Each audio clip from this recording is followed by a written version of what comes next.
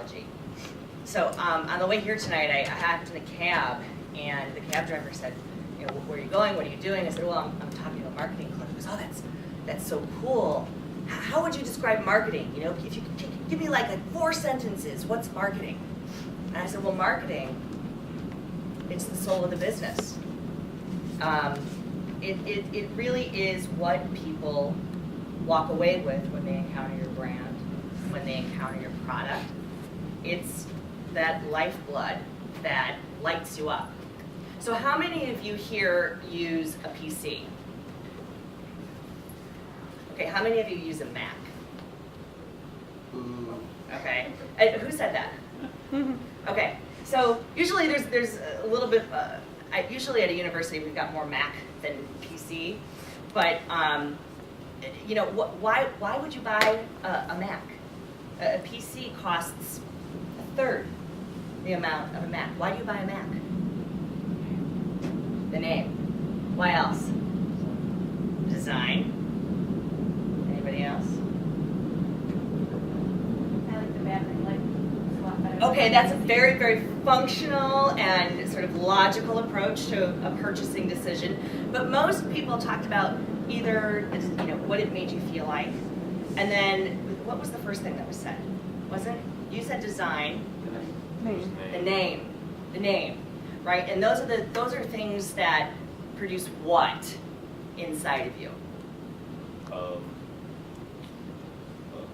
Cognitive something. Yeah, just a feeling. They make you feel something. So people will spend 3 times more on a Mac than on a PC because people who are Mac fans are raving fans. I mean, most people who buy Mac products, they have an iPhone, they're into the iPad, they're totally loyal to that. And that is about marketing. And that is the soul of that organization. So here's another example. What's the best hamburger you've ever had? Cheeseburger in Paradise. From which? Cabbage Key, Florida. Cabbage Key. Okay. Anyone else? Best restaurant, best hamburger they've ever had? Can't think of what it's called. It's in Wrigleyville. Okay. It was a hamburger with like brie cheese and apple slices on it. Oh, that sounds delightful. DMK Burger. Yes. Kubas or Kumas? No, What'd what'd you you say? say? DMK. DMK, okay. Okay, those are great. Okay. I like Awesome. Culver's. So how many, I do like Culver's, but, okay, so how many of those are multi-billion-dollar companies? Has anybody ever had a hamburger from McDonald's? Yeah. So does McDonald's make the best hamburger? But what do they do the best? Marketing. Real estate, which is probably part of a really good business strategy. But they did something before they had all this real estate. What did they do?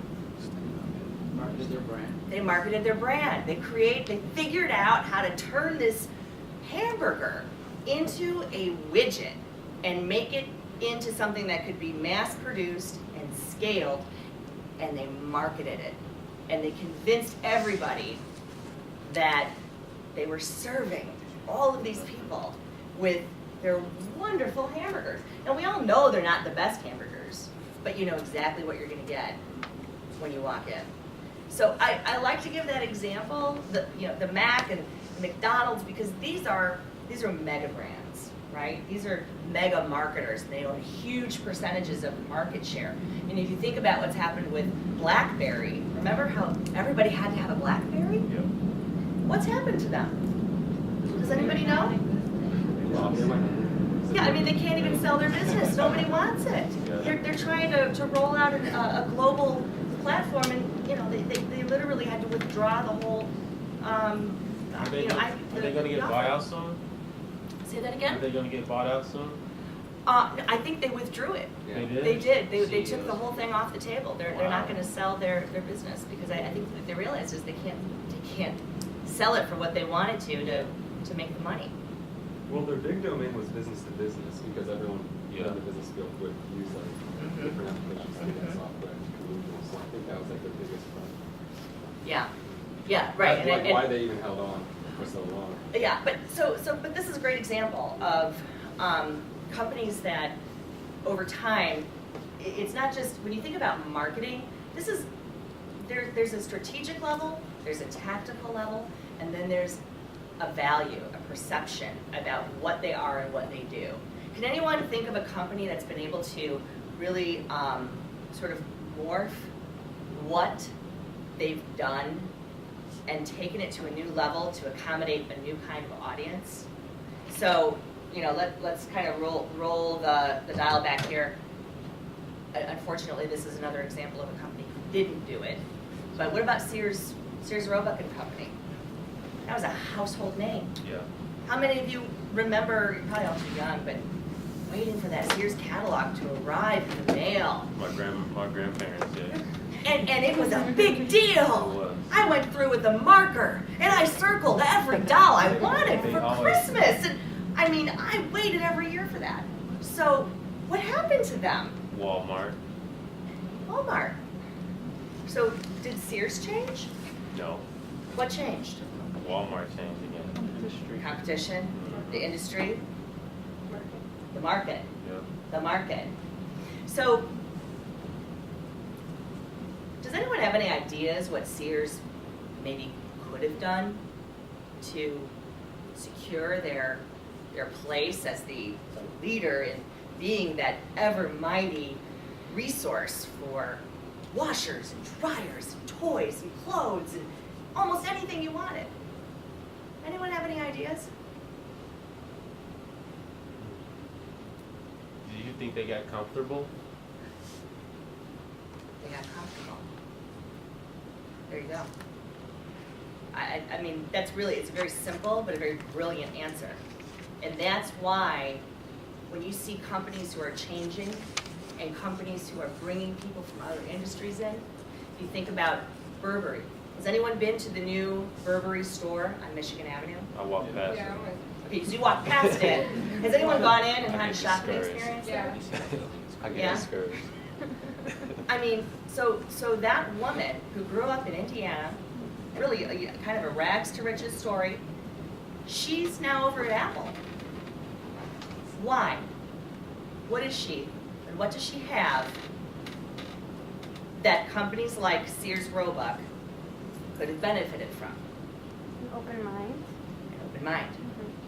Innovation. Innovation. So if you want to be a successful marketer, there are a lot of recipes for marketing. In fact, I would tell you that our firm, we don't specialize in one area. We have a lot of clients in healthcare. We have a lot of clients in the art world. We have a lot of clients in real estate. We have a lot of clients in the nonprofit world. And we've been in business for almost 30 years. We could have gotten very comfortable. We even have clients that we had 30 years ago. We still have them. How do you keep them? You have to innovate, and you have to change with the market. And if there's one piece of information that I can share with you tonight about taking a job in marketing, working in a creative arena, or working in a business, and what your contribution could be to that business, it's to be an innovator.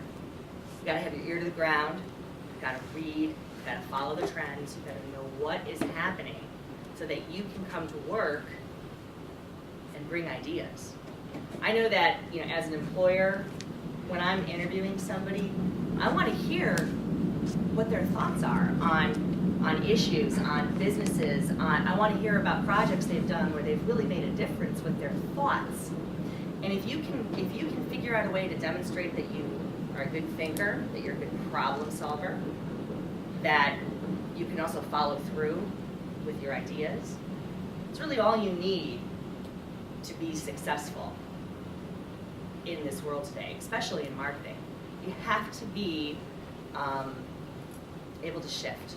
You have to be able to put different hats on, and you have to be able to innovate. And that is why a company like Apple was plodding along and had their market share with schools having Apple computers. And then they brought Steve Jobs back. And what did Steve do? He challenged them all to be innovators. He challenged them all to solve problems. And suddenly the company had a new face, the company had a whole new energy to it. And they haven't been quite as innovative lately. Sure, we have a mini that came out with the iPad, but what's next? I mean, isn't everyone sort of waiting to see what Apple's going to do next? I mean, the iPod, that was amazing. That was a game changer. So those are the kinds of things that are brought to the table by people who have a marketing brain. And it is something you can develop. What was your question? Oh no, I was gonna ask, do you think they thought about it long term? Because in terms of, they're still like the dominant in terms of like the market, but I think a lot of the revenue they generate and the reason why they hold a lot of people is because of like that app market, and that blends really well with like their physical software.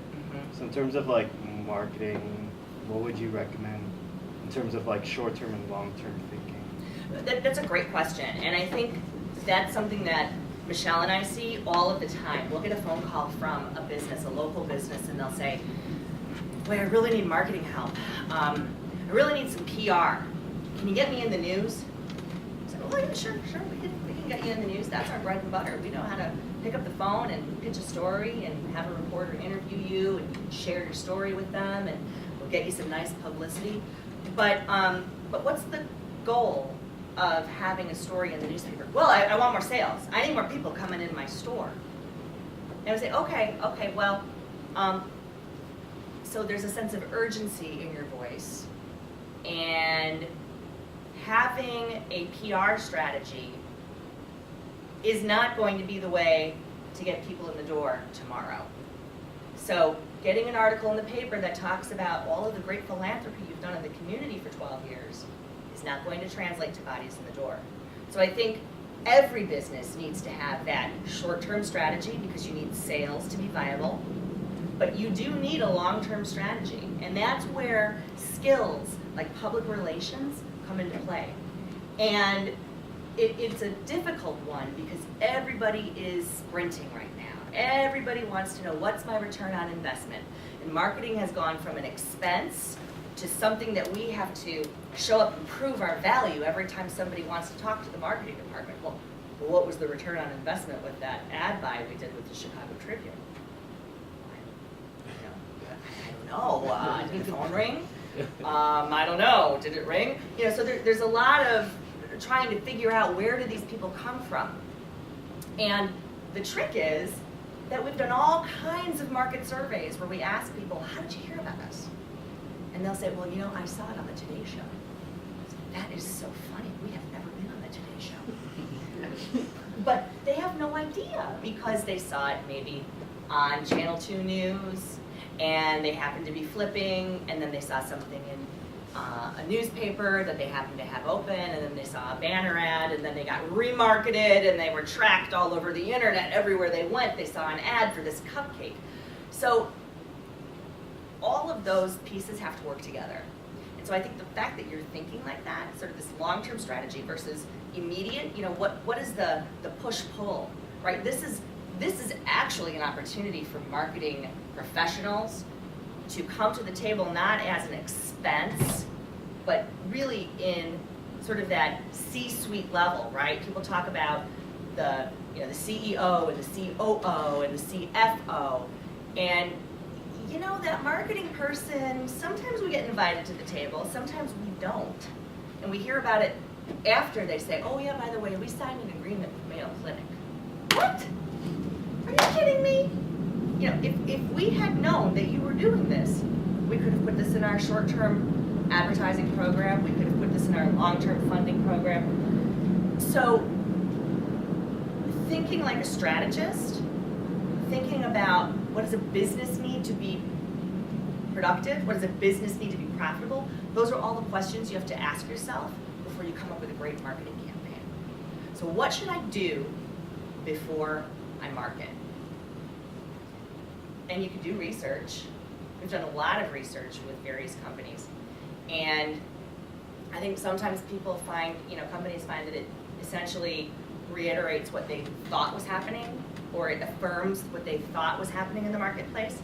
Rarely have I seen whoa, we didn't know that it was a 70-year-old woman that was buying every, item on the shelf over here.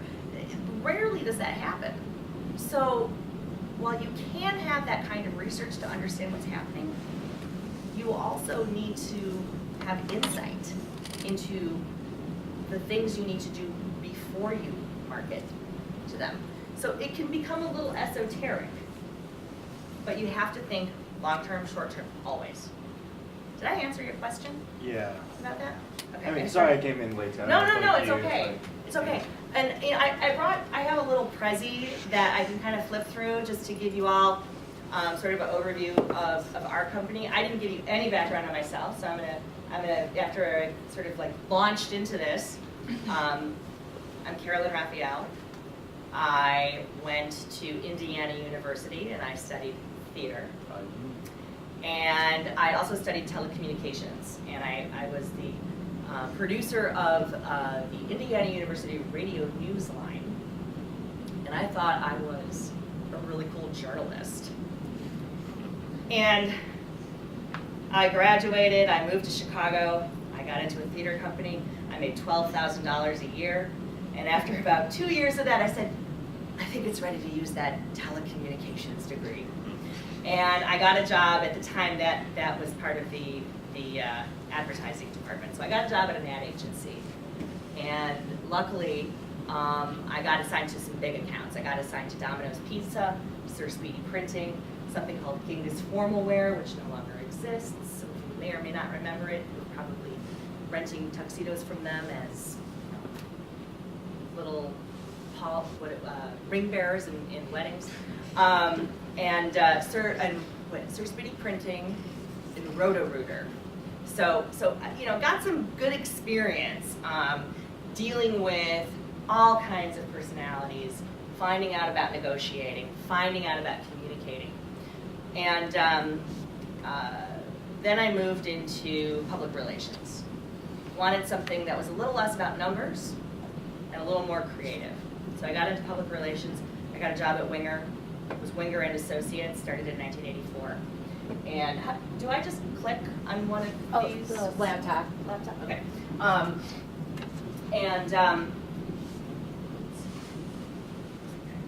So I started there as an account executive. I was Michelle. And I was Michelle for, I think, 5 years, maybe 6 years, and I got promoted to vice president at the company.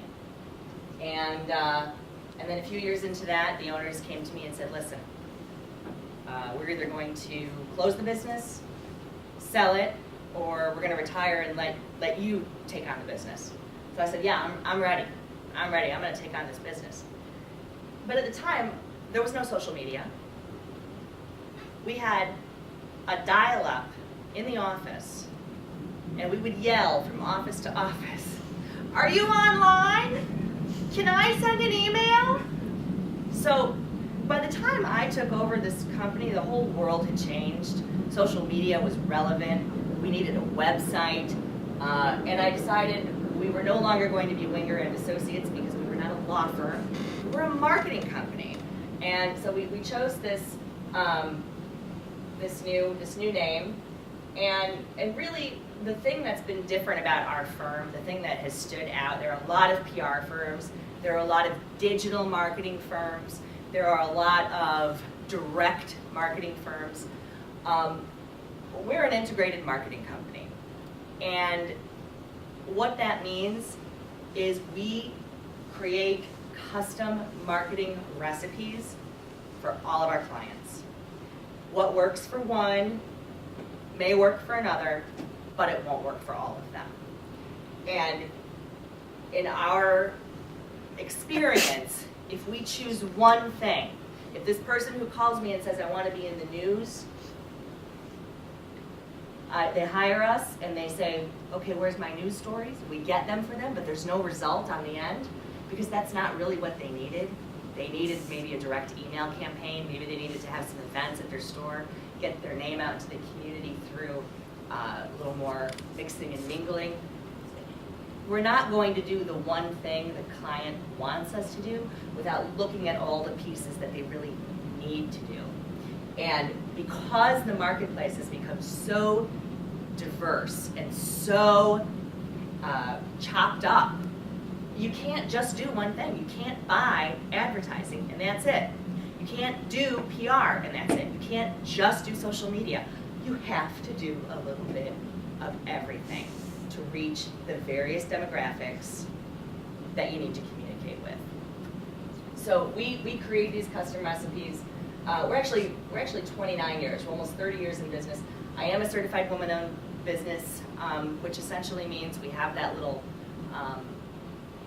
credit if a company needs, because there's some laws that big companies have to follow. They have to give a certain amount of their business to certified women and minority-owned companies. So we've got that, and we've won a lot of awards. We have offices in Chicago and in Highland Park, and we also partner with some firms in New York City, San Francisco, and Washington, D.C. So we're not quite location agnostic, but we have moved all of our work into the cloud so that we can be anywhere and service anyone. We actually are working with clients internationally. We have several international clients, and I'm proud to say they found us through the web. So even though our roots have been here locally, we've been able to branch out. So I'll just kind of whip through this, and then I really want to hear from you guys and just answer questions about things you're learning and how I can give you some advice for your careers and things you're interested in. In thinking about what we do and talking about marketing, I didn't really feel like that described well our mission. Our mission is not to market companies. Our mission is really to connect businesses to customers by sharing their story. So this is something that I think all of you, when you're working with companies, find out what the mission of the company is. Make sure that you can be aligned with it and that you believe in it, because it's going to be much easier to work at a job like that if you understand what you're rolling up your sleeves to do every day. Let's see. Next one. So we tried to come up with what is the winger way, right? What are the things that we do that nobody else does? If you went and hired the agency down the street and you knew they were going to get a few things for you done, but you didn't know how they did it or what they believed in. So we've really come up with a way that we approach every question, every issue that comes up in our office, and Michelle's smiling in the back because we do this on Monday mornings. We all get together, and I have written on the whiteboard some of these questions, but we have a whole process that we go through to talk through our issues on various clients and even with each other. But so what are the goals? This is really the number one question. If you can't answer what is the goal of this activity or what is the goal of the client, don't do it. What are the obstacles? Identify them and eliminate them. How can marketing make an impact? If you're just marketing to market, don't do it. Don't do it. Will this create action? Will this create awareness? Will this improve outcomes? These are the questions we ask ourselves before we take on any activity for a client. And then your job, communicate, share, broadcast, and report. So these are the things that really help distinguish who we are as a company. Winger advantage. So again, why do I want to choose Winger Marketing? We're a small agency, but we get big agency outcomes. We've had clients on the Conan O'Brien show.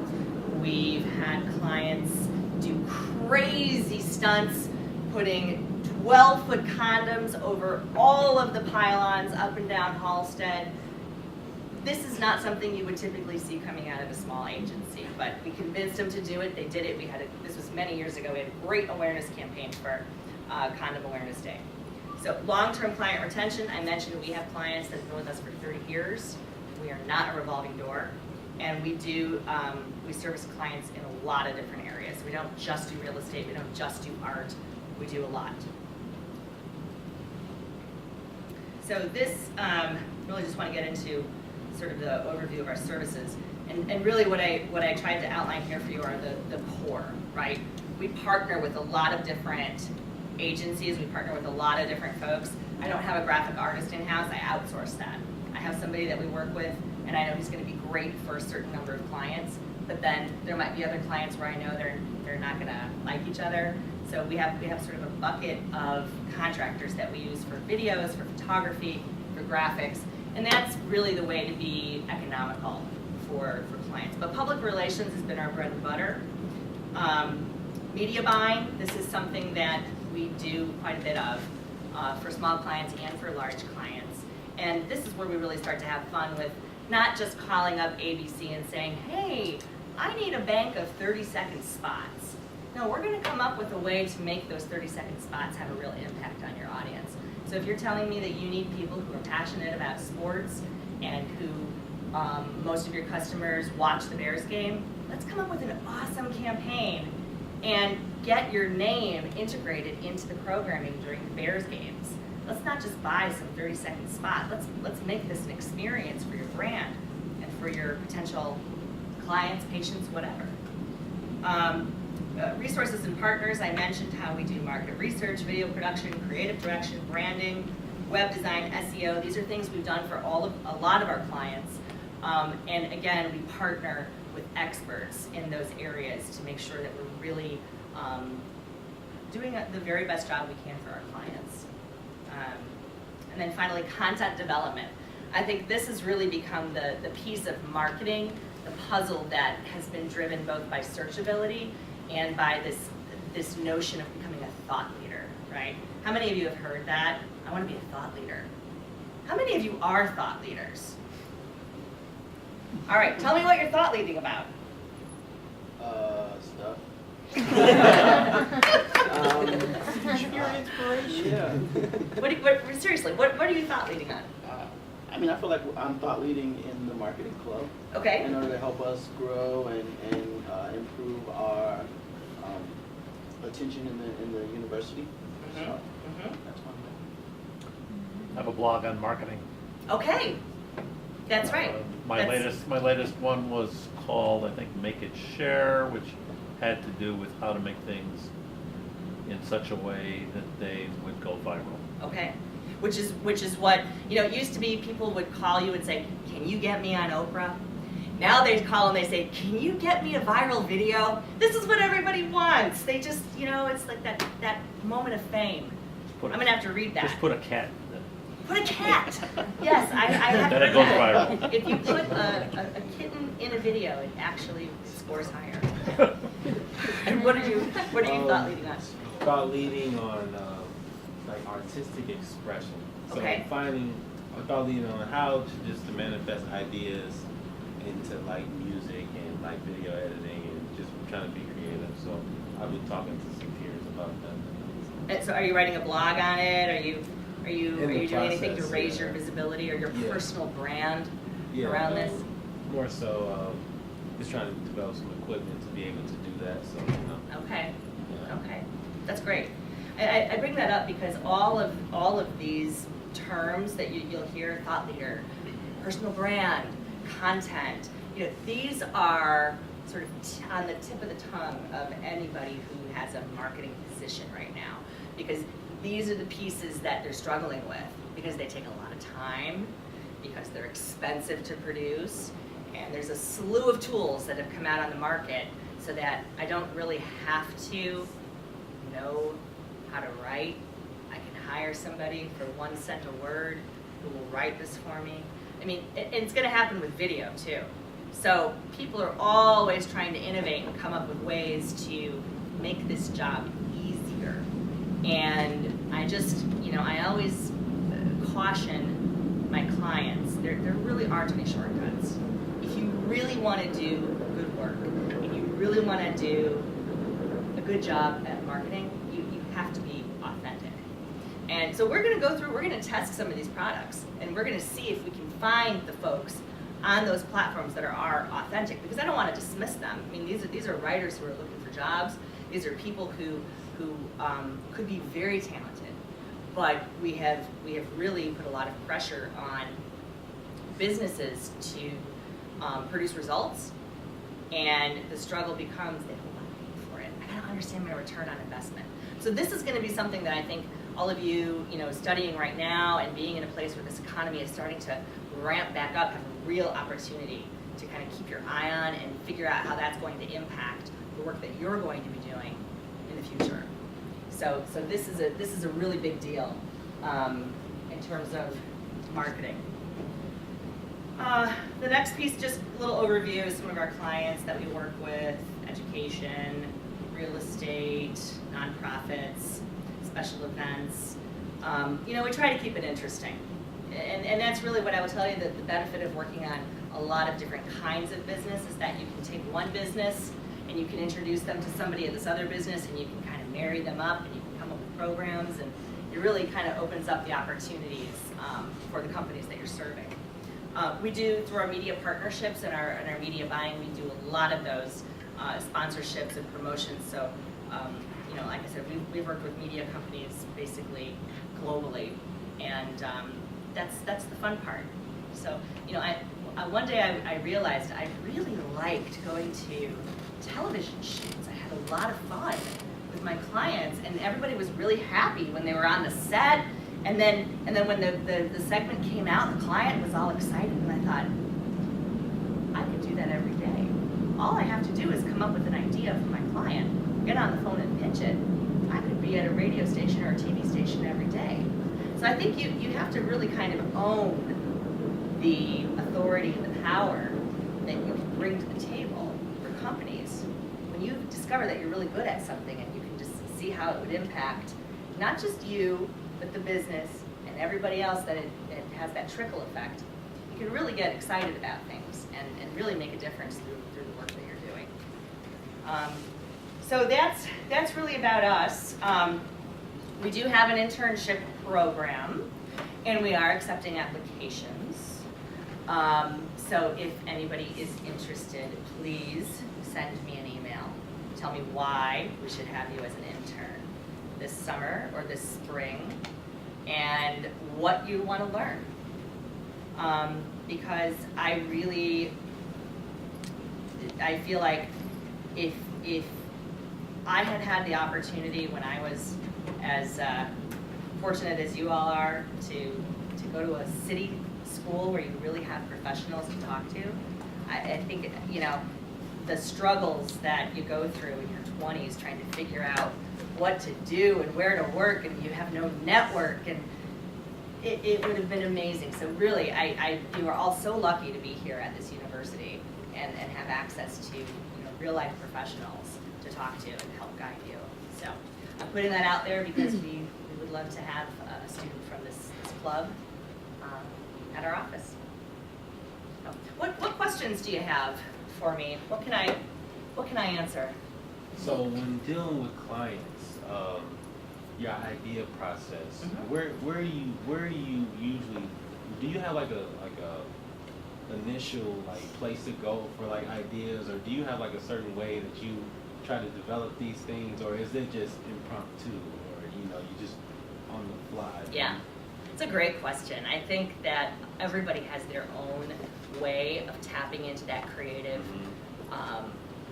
arena, that creative sort of that link that you get to the those ideas that are out there, and they hit you because you're open to it. And we actually have a rule in our office that shower thoughts must be shared. So, and I'm saying it wrong, Michelle. Do you remember what the actual rule is? Okay. So our vice president at the firm, she would come into the Monday meeting and I had a great idea, but it's a shower idea. And so I said, all shower ideas must be shared. So that is something that, I know, you're getting ready in the morning and you space out and this idea comes to you. So that happens. So share those ideas, write them down. I use my iPhone, my audio recorder all the time. My staff laughs at me because I will be driving and I just discovered Siri, and I will talk to it and I'll say, Siri, take a note, and I will give my idea and I'll email it to them. And they'll, would you please drive? Would you stop talking to your phone? Because it's just, you get in that, you're driving along, you're in that sort of default mode, right? Your brain is in, you know how to drive a car, you know how to navigate where you're going, you open up. So I would say that actually is a trick.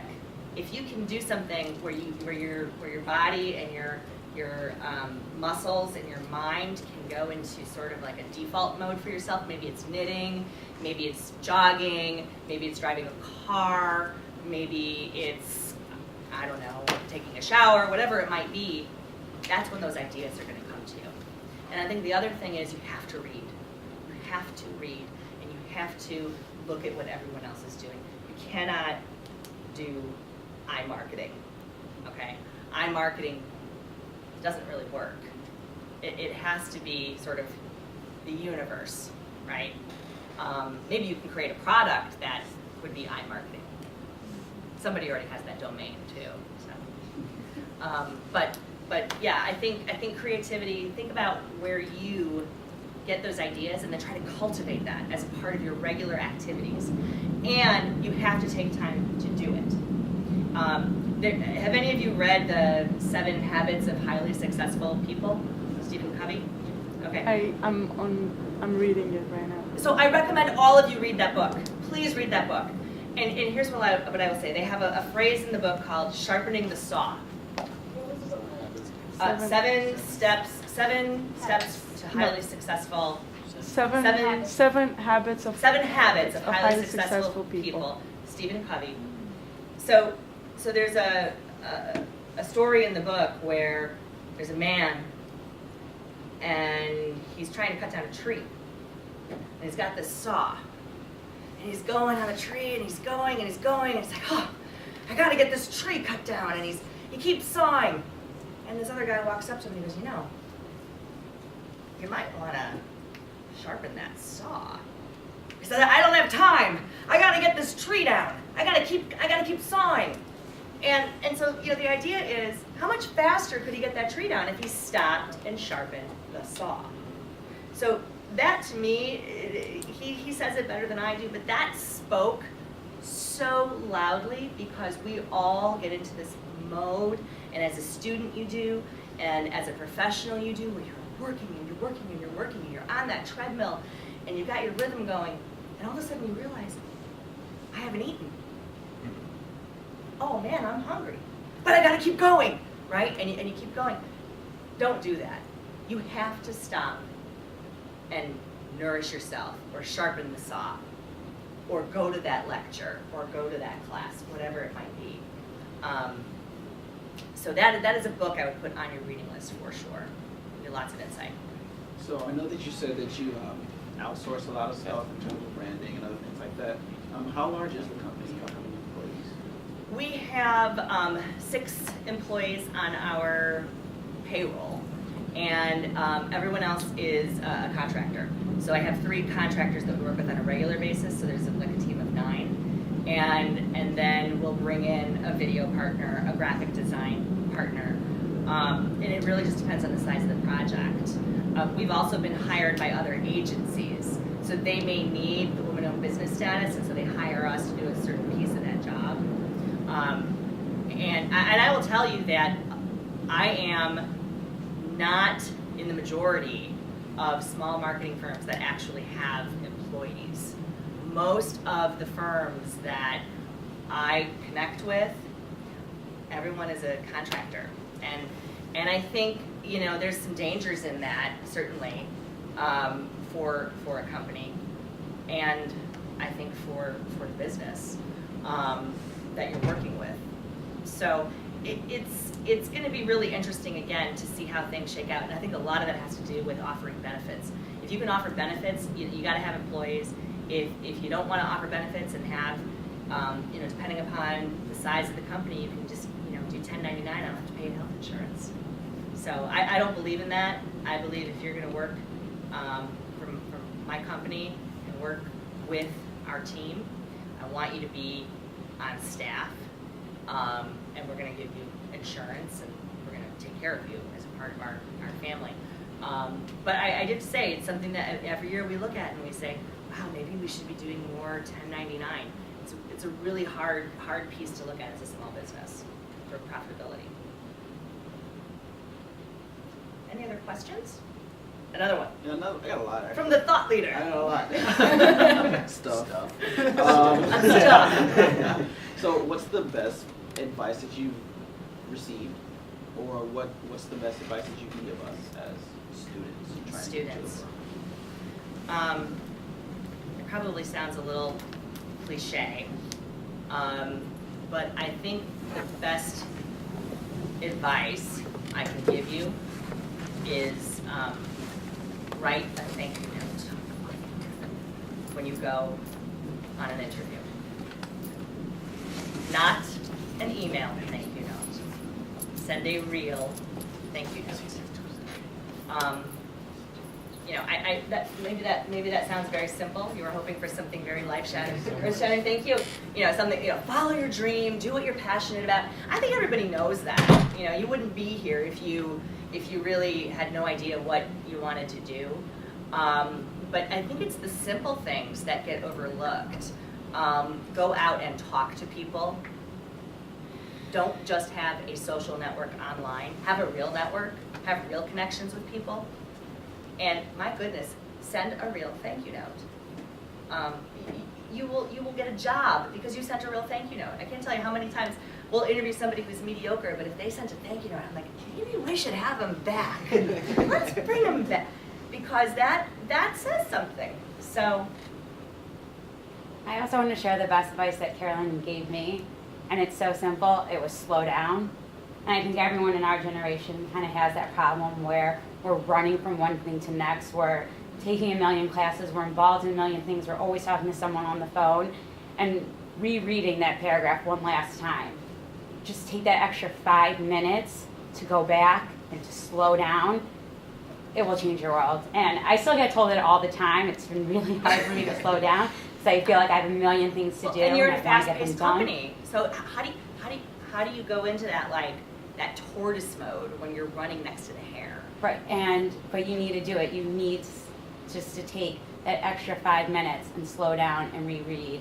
And like we've gotten thank you notes of people, and it's like words they're not misspelled. They're just the wrong word because they're typing too fast. If you rewrite what you're saying, read it out loud, it would made a world of difference. So we actually have a process for that. we have a proofing process in the office because it really, you know, we're moving so fast, so everybody has to read what they're writing out loud to another person. Not just, you know, hey, can you proof this? No, read it out loud to another person, and then you can have somebody proof it. But that's a great one. It's Proof, slow down. slow down, write a thank you note, and you made me think of something else. I'll come back to it. All right, more? Oh, of course I got more. So how important is direct marketing or social media where you are? I think it depends on the industry. There's a lot of data about email marketing being actually the most successful way to market where people will take action, right? So you used to have to basically buy a bank of ads and you can run the ad 4 times and somebody will decide to go buy your bottle of Tylenol. And now that number keeps growing, right? Maybe it's up to 8. Maybe it's 9, it just depends. I know everyone's inboxes are flooded and people delete the email, but the data still says that email is one of the most effective ways to get people to take action. More. There's people with other majors here, so Yeah. HR and education and stuff like that. Thank you. Would you recommend them taking an internship or a position in a marketing firm in order to broaden their horizons? I think it's a great opportunity if you can find an internship that gives you an opportunity to learn about a lot of different businesses and how business works, right? If you understand how business works, then you're going to be able to market. Then you're going to be able to do HR. It's a business education that you're looking for during an internship. Tactics you can learn, you know, but if you don't have that basic strategic understanding of the business world, it doesn't really matter. Everything else can be learned, right? Tapped out, guys. Tapped out. Yeah. How did you start doing business internationally? I know you said, how did you start? It actually evolved through an event that we started marketing when they came to Chicago. It was the International Vintage Poster Fair. And, you know, there were clients there from Paris and Luxembourg, and I mean, just all over the world. And eventually their association hired us to take on the association. And now more recently, organically, it's just been through the internet. We were contacted by a company in Denmark. We were also recently hired by a company headquartered in Mumbai. So, and actually it's been a great working experience because they send us their questions and their emails, and they send it while we're sleeping. So we get to the office and we have all this, work from them, and we answer it, and then we go to sleep, and then we come back. So it's actually, there's been a nice sort of back and forth because of the time lag. And I know people talk about, oh, it's so hard. How do you connect with them? But I think it actually is very beneficial. So, and we've had to do a lot of education about the ideas that might be working in India are not necessarily going to work in the United States. No idea why we would want to do a charitable outreach campaign. Why? We're trying to sell flowers. Why would we want to do something with a charity? And the idea of corporate responsibility, it hasn't even entered the realm of discussion in some of these businesses and some of these communities in other parts of the world. So it's very, very interesting. And so we get to make a difference there. I think you just kind of like add on to that. That's more of like a qualitative thing, especially like with like social media nowadays, and like it's just there's like so much like data just being thrown out there. Right. Like how do you, I guess, like put like a quantitative like value on something that's more so like qualitative? So give me an example of what you would be looking for. I guess like with thinking of like social media marketing, how does that like influence, or how much like would you guys like charge for that, like to a client? Okay. So in terms of social media marketing, it depends on what we're doing. So I think the biggest mistake companies have is they say, I need Facebook. And we've often gone to them, why do you need Facebook? We had a client who said to us, hey, we want to be on Pinterest. That's great, but you don't have any photos. So, really, we came back to them and we said, why do you want to be on Pinterest? What's that going to do for the business? And you know what?